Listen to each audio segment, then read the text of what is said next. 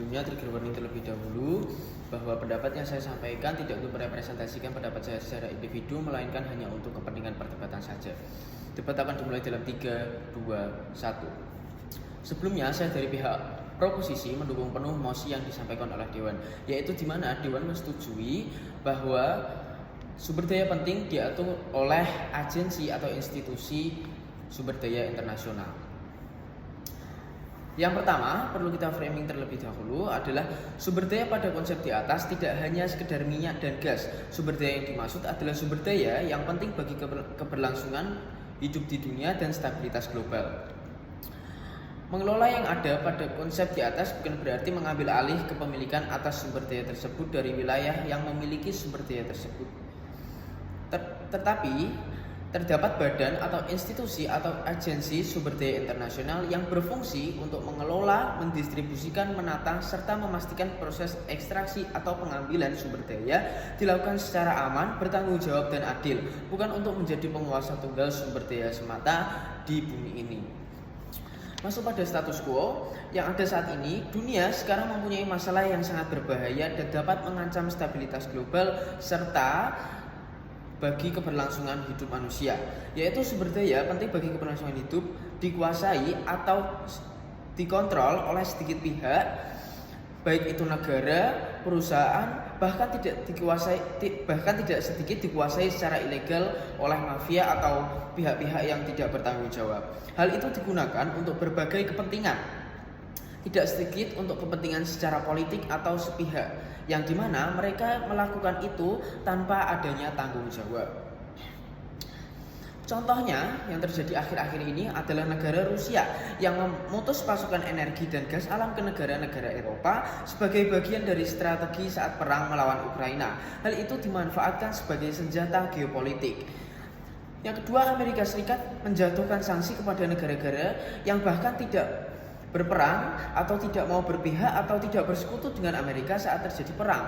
Contohnya negara-negara saat Amerika melawan Iran maupun Amerika mengkudeta Venezuela. Yang ketiga, contoh dalam Indonesia sendiri adalah PT Freeport. PT Freeport yang ada di Papua yang mengelola pertambangan emas sejak zaman dahulu dikuasai dan dikelola oleh perusahaan Amerika, yang dimana itu sangat amat merugikan bagi bangsa Indonesia sendiri. Hal ini merupakan sistem yang buruk bagi stabilitas global. Permasalahan dalam status quo. Ada 3 hal yang bisa menjadi permasalahan yang sangat amat krusial. Yang pertama, sumber daya dimanfaatkan sebagai senjata atau alat kepentingan sepihak. Ketika negara memutus pasokan sumber daya ke negara lain, itu merupakan tindakan yang sangat amat ilegal yang terjadi karena sistem yang tidak adil dan sistem yang buruk. Yang kedua, fenomena kelangkaan yang direkayasa atau diciptakan, bukan terjadi secara natural. Seringkali kelangkaan itu tercipta karena dikontrol kepentingan tertentu hingga tidak sedikit mengambil hak asasi manusia dan kestabilan pada suatu wilayah. Contohnya adalah ketika akhir-akhir ini saat Israel melawan bersitegang dengan Palestina, Israel memutus pasokan air bersih untuk Palestina, yang dimana itu sangat amat melanggar hak asasi manusia. Yang ketiga, negara yang kurang baik atau kurang berkembang atau kurang mumpuni maupun tidak memiliki kemampuan atau kapasitas yang masih kurang baik dalam teknologi maupun kemampuan untuk mengelola sumber daya yang ada di wilayahnya, dia cenderung akan dieksploitasi oleh negara-negara yang lebih berkuasa. Seperti contohnya Amerika Serikat yang mengeksploitasi pertambangan Freeport di Papua, Indonesia. Kami sebagai proposisi dengan tegas menyatakan mendukung penuh mosi yang disampaikan oleh Dewan. Dengan adanya agensi yang mengelola sumber daya internasional akan menciptakan keadaan dunia yang lebih baik. Stabilitas berbagai faktor akan tetap terjaga, lebih adil, lebih humanis dibandingkan keadaan yang sekarang masih kita rasakan. Kami bertujuan bahwa yang perlu diingat adalah bahwa sumber daya yang ada di planet bumi ini tidak hanya untuk keperluan sepihak. Namun, sumber daya tersebut harus dimanfaatkan secara kolektif bagi keberlangsungan dan stabilitas kehidupan dan kebutuhan manusia di planet bumi ini.